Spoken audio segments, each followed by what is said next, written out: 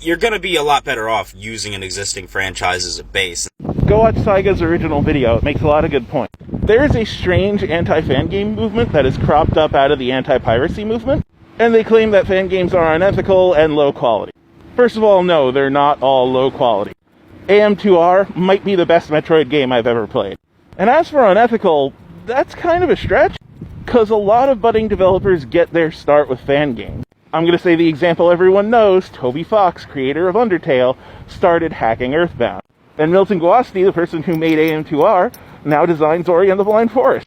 And what about Sonic Mania? Sonic Mania was made by fan hackers and fan developers that went on to have an official role in Sega to make a Sonic game. This is not a new story. This is a very common way to get into the video game industry. Because it is intimidating to make a game completely from scratch. Going into a complete game and tinkering around with it is a lot easier.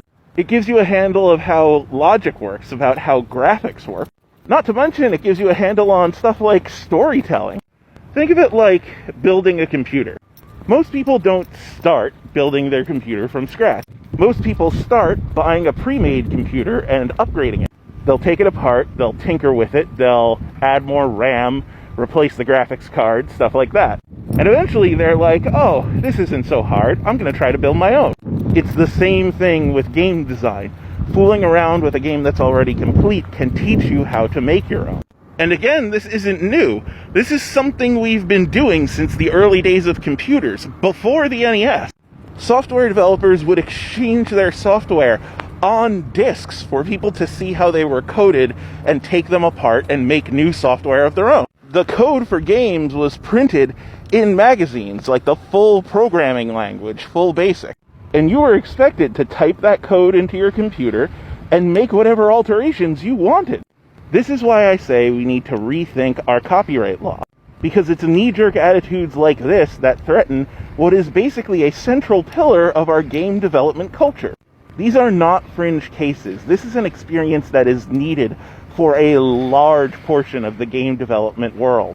And taking away the ability to make and play fan games will only hurt the gaming industry.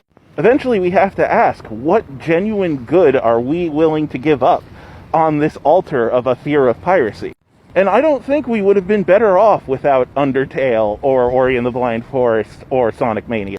I don't think it would have been worth it to give up those games for the sake of restricting fan hacking.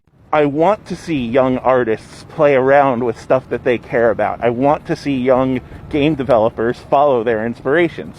I think that is ethically more important than a corporate CEO somewhere getting a few more bucks.